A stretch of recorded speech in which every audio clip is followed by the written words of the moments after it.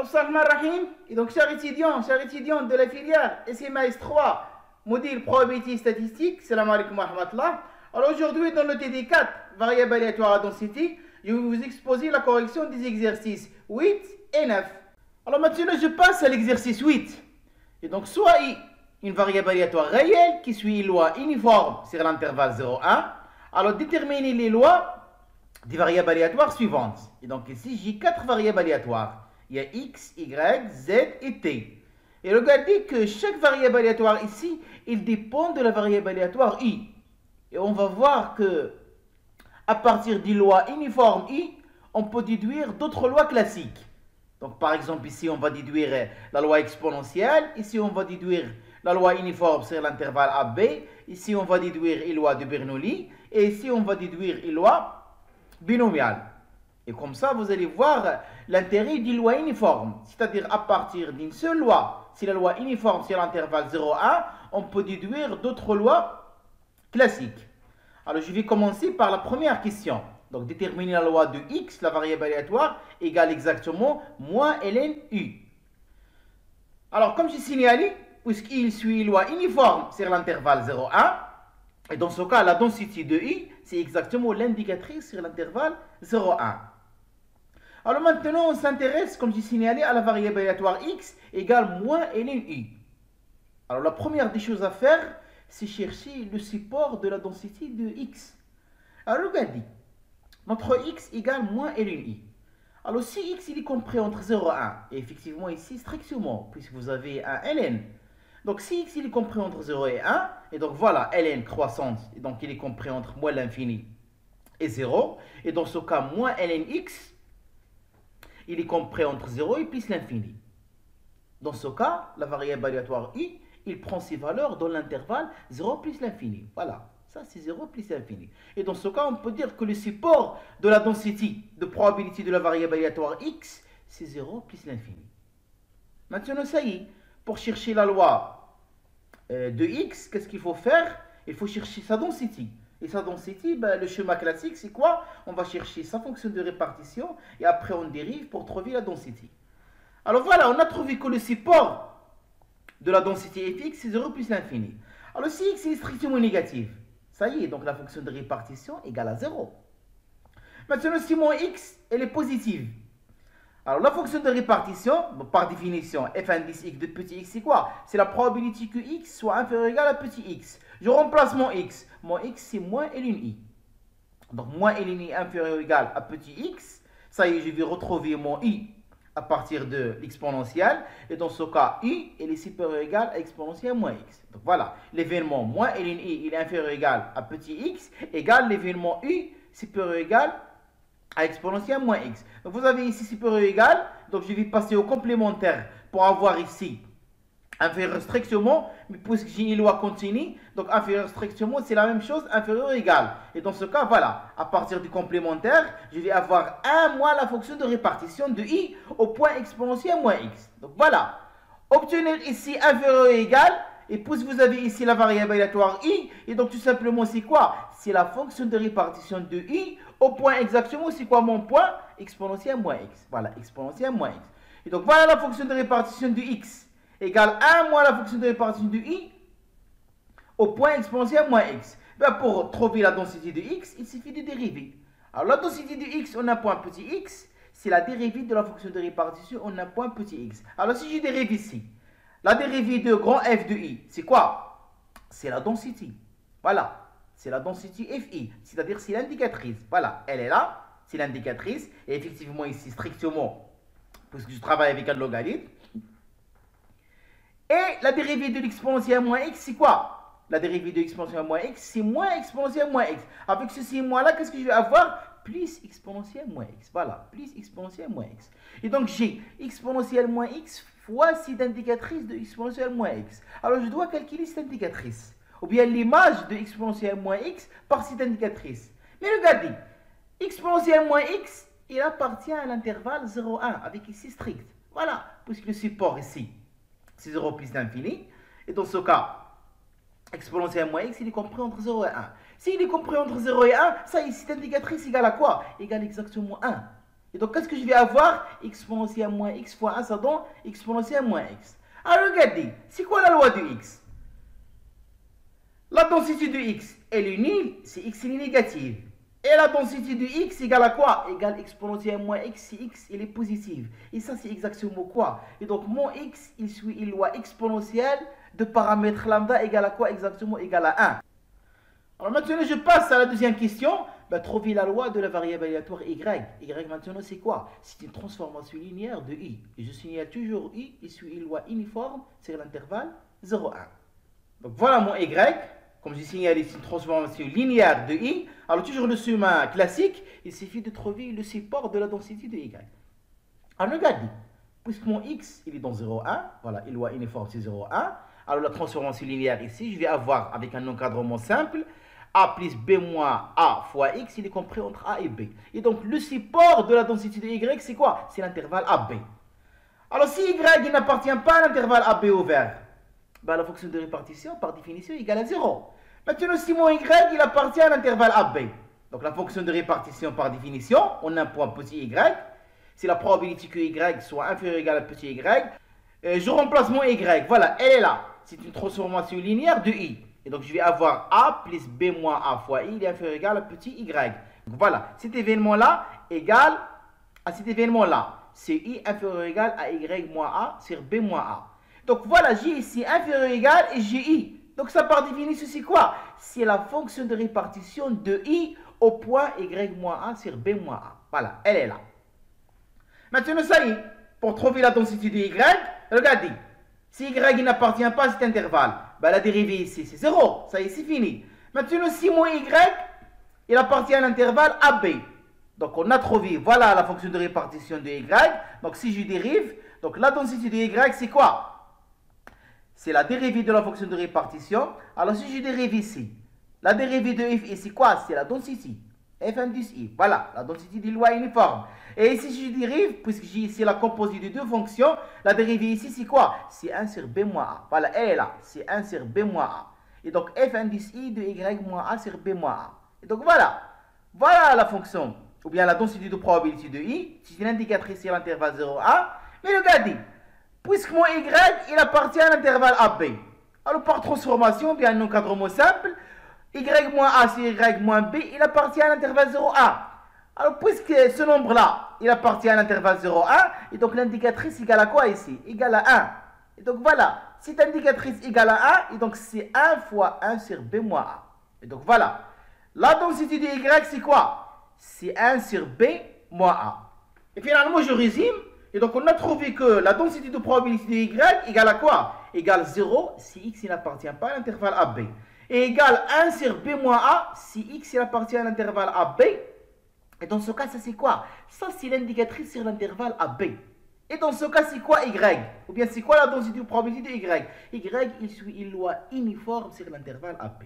Alors maintenant, je passe à la question 3. La variable aléatoire z, c'est quoi? C'est l'indicatrice sur l'événement i inférieur ou égal à petit p. Avec ce petit p là, c'est un nombre qui est compris entre 0 et 1. Alors regardez, puisque mon z c'est une indicatrice, et donc z c'est une variable aléatoire discrète. Et cette indicatrice, il prend deux valeurs, c'est 0 et 1. Et donc voilà, regardez. À partir des lois continues ici, vous avez une variable aléatoire continue, absolument continue. Il admet une densité, c'est quoi? C'est la loi uniforme, c'est l'intervalle 0, 1. L'indicatrice de cet événement-là, c'est quoi? C'est une variable aléatoire discrète qui prend deux valeurs, 0 et 1. Pour trouver la loi de probabilité de z, il suffit de calculer la probabilité que z prend la valeur 1 et la probabilité que z prend la valeur 0. Alors, c'est quoi la probabilité que z prend la valeur 1? Donc, voilà, c'est la probabilité. Je remplace l'indicatrice i inférieur ou égal à petit p égale à 1. Alors, si cette indicatrice égale à 1, c'est-à-dire i, il est inférieur ou égal à petit p. Donc, voilà, c'est la probabilité que i soit inférieur ou égal à petit p. Alors, regardez, j'ai ici inférieur ou égal, j'ai ici i. Et donc, cette probabilité, c'est quoi exactement par définition? C'est la fonction de répartition de i au point p. Alors, on connaît la fonction de répartition des lois uniformes. La fonction de répartition des lois uniformes sur l'intervalle 0, 1, on a point x égale à quoi? Égale 0 si x est inférieur strictement à 0. Égale x si x il comprend entre 0 et 1. Et égale à 1 si x il est supérieur strictement à 1. Et il est même continu. Donc, je peux mettre ici inférieur égal, inférieur égal. Il est continu en 0 et il est continu en 1. Alors, puisque ça y est, ça c'est déjà vu dans le cours, on connaît la fonction de répartition de i, et donc je remplace. Mon x c'est quoi? C'est le petit p. Et donc l'image de p par la fonction de répartition des lois uniformes égale exactement quoi? Égale p.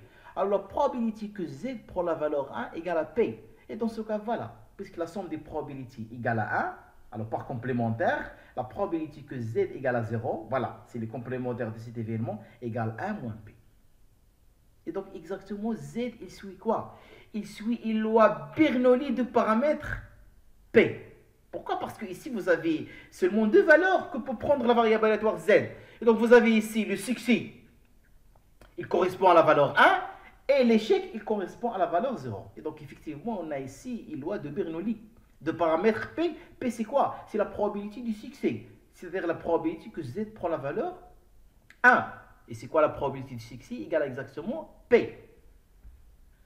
Et finalement, la question 4, la variable aléatoire t, c'est quoi? C'est une somme des indicatrices i est inférieur ou égal à petit i, somme de 1 jusqu'au n, telles que i1 jusqu'au n, ils sont n variables aléatoires indépendantes et de même loi, c'est la loi uniforme. Alors ça c'est classique, ça y est, ça a pris le cours. Regardez, cette indicatrice, d'après la question 3, il suit quoi? Il suit une loi de Bernoulli. Et on a vu dans le cours que la somme de n variables aléatoires de Bernoulli qui sont indépendantes et de même loi, c'est quoi exactement? C'est une loi binomiale. Et dans ce cas, t, il suit une loi binomiale de paramètres n et p. Donc voilà ce que j'ai expliqué ici. Puisque t, c'est la somme i varie de 1 jusqu'au n, les indicatrices. Donc c'est la somme de n variables aléatoires discrètes, indépendantes et de même loi, c'est la loi de Bernoulli. Donc ça c'est la question 3.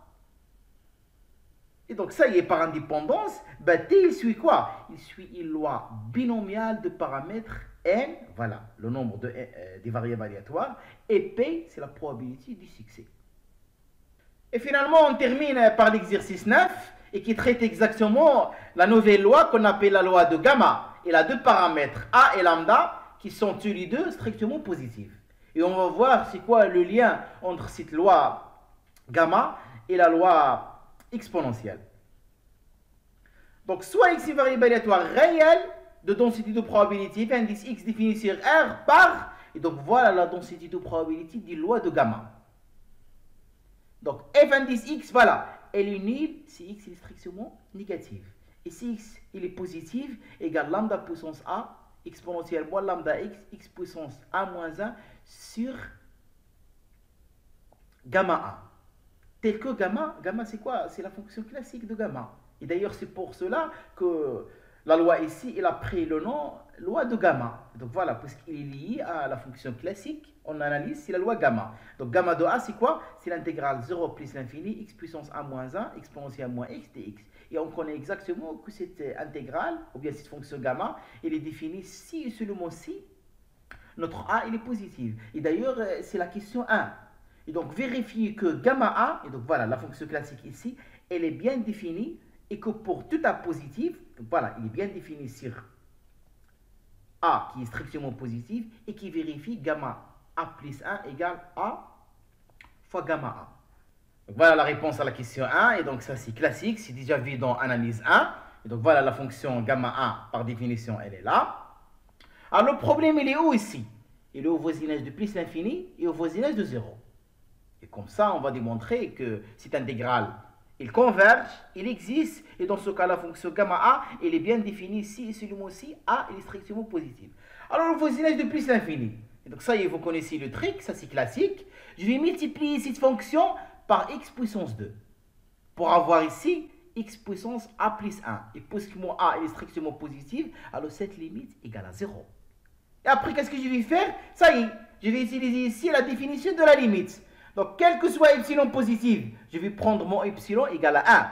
Donc, quel que soit epsilon positif, il existe A strictement positif, quel que soit x supérieur à A. Donc, voilà, mon x, il est assez grand. X puissance A moins 1, exponentielle moins x, inférieur à 1 sur x carré. Normalement, x carré, elle est là. Je vais avoir x A plus 1, exponentielle moins x, inférieur à 1. Et après, je vais diviser sur x carré. Alors, pourquoi on a fait ça? Ben, regardez ici. Vous avez deux termes positifs. Si je passe ici à l'intégrale, L'intégrale de a plus l'infini 1 sur x carré. Cette intégrale est bien définie, il converge. Pourquoi? Parce que c'est une intégrale de Riemann. Votre alpha ici égale à 2 et le supérieur strictement à 1. Et donc cette intégrale il converge et par suite l'intégrale de a jusqu'au plus l'infini x puissance a moins 1 exponentielle moins x dx, elle est bien définie, il converge. Ben, tout simplement par critère de comparaison ici. Vous avez deux fonctions positives. J'ai utilisé le critère de comparaison et la convergence ici de l'intégrale de Riemann pour dire que cette intégrale est bien définie. Alors maintenant au voisinage de 0, je vais distinguer deux cas. A supérieur ou égal à 1 et A compris entre 0 et 1 strictement. Alors si A est supérieur ou égal à 1, alors regardez, cette fonction, elle est bien définie, elle est continue en 0. Ça y est, c'est fini. Et donc gamma A, elle est bien définie. Ça y est, j'ai pas de problème. Maintenant, si mon A, il est compris entre 0 et 1, ben mon A, il est compris entre 0 et 1, je suis au voisinage de 0. Alors l'équivalent ici, exponentielle moins x, son équivalent c'est 1. Et x puissance a moins 1, son équivalent, c'est elle-même. Et donc voilà, x puissance a moins 1 exponentielle moins x au voisinage de 0, voilà son équivalent. C'est x puissance a moins 1, c'est-à-dire c'est 1 sur x puissance a moins 1. Et dans ce cas, voilà, la fonction gamma a, ben, elle est bien définie. Ça y est, je passe à l'intégrale ici, toujours un critère de comparaison, une intégrale de Riemann, ben, il converge ici. Donc voilà pourquoi, parce que notre a, elle est strictement positive. Et finalement, ça y est, la fonction gamma a, elle est bien définie, l'intégrale converge si et seulement si notre a est strictement positive. Maintenant, comment calculer le gamma a plus 1 et trouver une relation avec a fois gamma a? Ben, regardez, gamma a plus 1, donc par définition, voilà.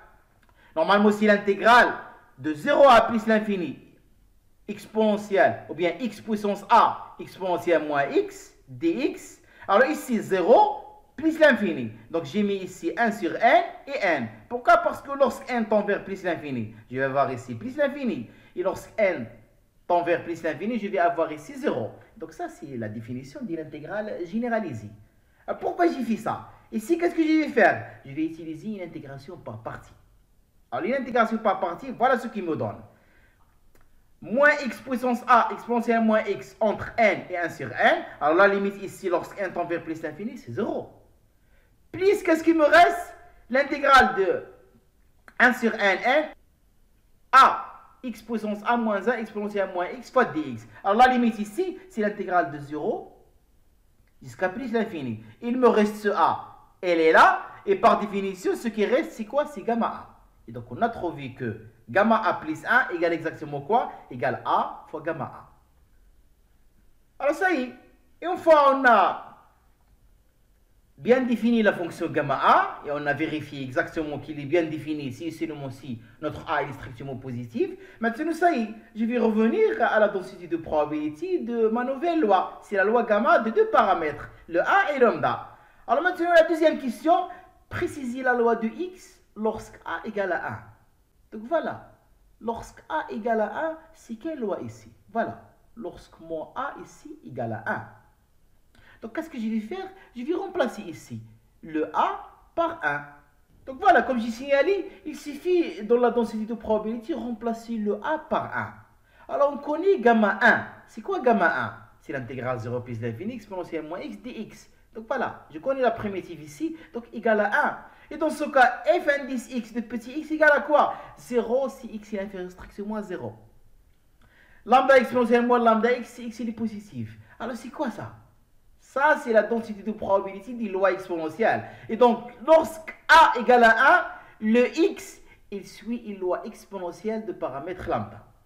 Et dans ce cas, voilà, la loi gamma de paramètre 1 lambda, c'est exactement quoi? C'est la loi exponentielle de paramètre lambda.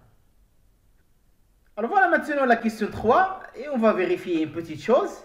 Vérifier que fx est une densité de probabilité sur R. Donc voilà, on va vérifier que la fonction f qui est donnée ici, c'est une densité de probabilité sur R.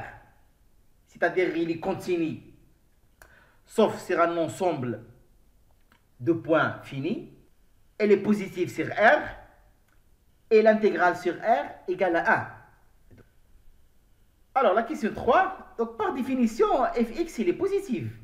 Voilà, ça c'est la définition. Il n'y a que des termes positifs dans la fonction. Donc il est positif sur R. Elle est continue sur R, sauf au point 0. Voilà, ça c'est par définition de la fonction. Maintenant, je dois vérifier que l'intégrale de la densité égale à 1. Donc l'intégrale de moins l'infini à plus l'infini. Alors par définition, le support, c'est 0 plus l'infini. Donc c'est l'intégrale de 0 plus l'infini, exponentielle moins lambda x, x puissance a moins 1, dx. Et ici, qu'est-ce que vous avez? Lambda puissance a sur gamma a. Alors regardez, qu'est-ce que je vais faire ici? Je vais faire ce changement de variable. Je vais poser mon u, c'est quoi? C'est lambda x. Donc si je pose u, c'est lambda x, voilà. Je vais passer de la variable x à la variable i. Donc les bornes, c'est les mêmes. L'intégrale de 0 plus l'infini, exponentielle moins i, et puissance a moins 1 sur lambda a moins 1 de i sur lambda. Alors regardez, lambda fois lambda puissance a moins 1, c'est lambda puissance a. Donc ça va simplifier avec ça. Qu'est-ce qui me reste? L'intégrale de 0 plus l'infini, exponentielle moins i, et puissance a moins 1 de i. Et ça par définition, c'est quoi? C'est la fonction gamma a. Et donc je vais avoir gamma a sur gamma a, ça donne 1. Maintenant, la question 4, et c'est une question classique. Quelle est l'espérance de x? L'espérance de x carré est effectivement déduire la variance de x. Alors, l'espérance de x, par définition, c'est l'intégrale moins l'infini à plus l'infini x fois la densité de probabilité.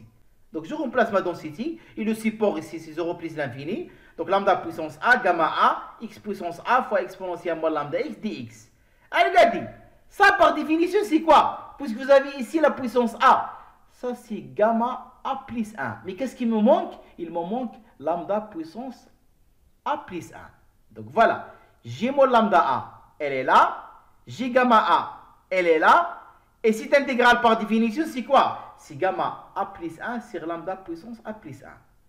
Et on a trouvé dans la première question cette relation, que gamma a plus 1 égale a fois gamma a. Et dans ce cas, je remplace. Gamma a plus 1, c'est quoi? C'est a fois gamma a, donc il simplifie avec gamma a. Lambda puissance a, il se simplifie avec lambda puissance a plus 1. Qu'est-ce qui me reste à la fin? A sur lambda. Donc on a trouvé que l'espérance des lois gamma de paramètres a et lambda, c'est quoi? C'est le rapport des deux paramètres. Et exactement, c'est a sur lambda. Maintenant, je vais calculer l'espérance x carré. Alors l'espérance x carré, toujours d'après le théorème de transfert, c'est l'intégrale moins l'infini plus l'infini, x carré fois la densité. Le support de la densité, c'est 0 plus l'infini. Donc, lambda puissance a sur gamma a. Et donc, voilà, ici, j'ai remplacé x carré fois la densité. Alors, regardez, ça encore par définition, c'est quoi? Puisque vous avez a plus 1.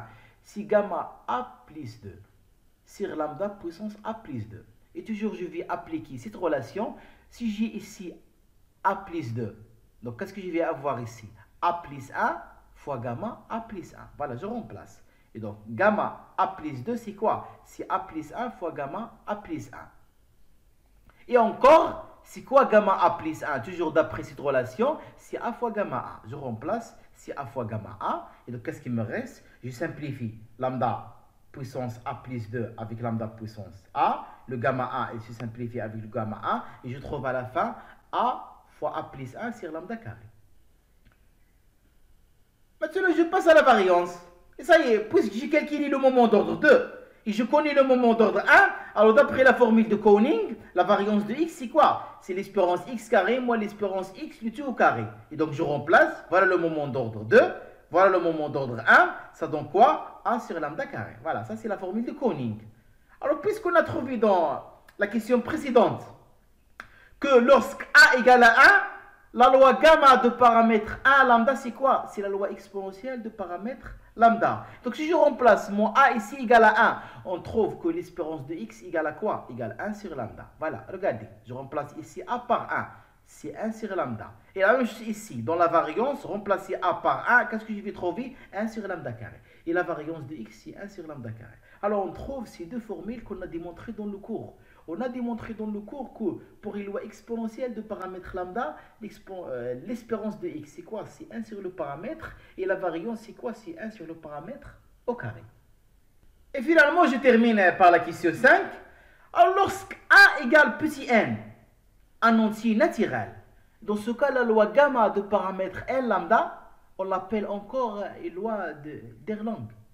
Donc voilà, un cas particulier, puisqu'ici notre a, il est strictement positif. C'est un réel qui est strictement positif. Voilà le premier paramètre. Maintenant, un cas particulier, si mon n, c'est un entier naturel. Et dans ce cas, la loi gamma, on l'appelle encore la loi d'Erlang. Alors c'est quoi l'intérêt? Regardez. On accepte, donc voilà, on ne va pas prouver ça, donc on accepte ici que si x suit une loi gamma de paramètres n lambda, alors x il s'écrit comme somme de n variables aléatoires indépendantes qui suivent la même loi exponentielle de paramètres lambda. Regardez, ça c'est très important. Ben, on connaît dans le cours que la somme de n variables aléatoires indépendantes et de même loi et loi de Bernoulli, c'est quoi? C'est une loi binomiale. Maintenant, regardez. La somme de n variables aléatoires indépendantes et de même loi, la loi exponentielle de paramètres lambda, c'est quoi? C'est la loi gamma de paramètres n lambda, c'est-à-dire c'est la loi d'Erlang. Alors si on accepte ce résultat, ben, retrouvez l'espérance de x et la variance de x. Normalement, on a calculé ici l'espérance et la variance, mais on veut utiliser ce résultat, c'est-à-dire la loi d'Erlang, il se décompose comme la somme de n variables aléatoires indépendantes qui suivent la même loi, c'est la loi exponentielle de paramètres lambda. Alors regardez, j'ai deux méthodes ici pour calculer l'espérance. La première méthode, d'après la question 4, ben ça y est, notre A égale à n. Et donc l'espérance de x, on a trouvé c'est A sur lambda. Et donc c'est n sur lambda. Et la variance de x, on a trouvé c'est A sur lambda carré. Et donc c'est n sur lambda carré. Donc ça c'est d'après la question 4. Mais ce qui m'intéresse, voilà, c'est la deuxième méthode. Puisqu'on a accepté le résultat que une loi gamma, ou bien le cas particulier lorsqu'un c'est un entier, c'est-à-dire une loi d'Erlang de paramètres L lambda, c'est quoi? C'est la somme de n variables aléatoires indépendantes et de même loi, c'est la loi exponentielle de paramètres lambda. Et donc voilà, mon x est loi d'Erlang, et s'écrit la somme, donc x1 jusqu'à xn, tel que quel que soit et dans 1 jusqu'à n, voilà, toutes les xi, ils sont indépendantes, ils suivent la même loi, c'est quoi? La loi exponentielle de paramètres lambda. Mais pourquoi j'ai fait ça? Maintenant, ça y est, regardez. Mon x, c'est la somme des xi. Alors, l'espérance de x, c'est quoi? C'est la somme des espérances. Ça, c'est par linéarité de l'espérance. Encore, qu'est-ce que j'ai ici? On a l'espérance de x1 égale l'espérance de x2 égale l'espérance de x3 jusqu'à égale l'espérance de xn. Donc, on a ici égalité des espérances. Pourquoi? Parce que les xi, ils suivent la même loi. S'ils suivent la même loi, donc ils ont la même espérance. Par exemple, je vais garder l'espérance de x1. J'ai ici combien de termes? N termes. Donc n fois l'espérance de x1.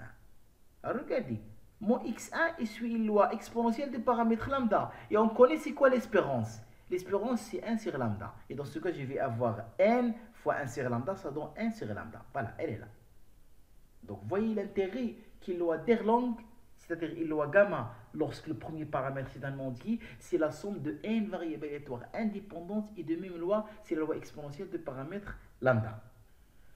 Maintenant, je passe à la variance et c'est le même principe. Mon x, c'est la somme de n variables aléatoires indépendantes et de même loi. Donc voilà, puisque j'ai l'indépendance ici, c'est quoi la variance de x? La variance de la somme, c'est la somme des variances. Ça, c'est un résultat dans le cours. Si vous avez l'indépendance, la variance de la somme, c'est la somme des variances. Maintenant, ça y est, puisque les xi, ils suivent la même loi, et donc ils ont la même variance. Donc je vais garder ici la variance de x1. Donc j'ai combien de termes ici? N termes. N fois la variance de x1. Donc c'est n fois, c'est quoi la variance des lois exponentielles? Voilà, d'après le cours, c'est 1 sur lambda carré. Et donc voilà, c'est n fois 1 sur lambda carré, ça donne n sur lambda carré. Donc voilà, c'est le même résultat ici. Alors fin et bon courage.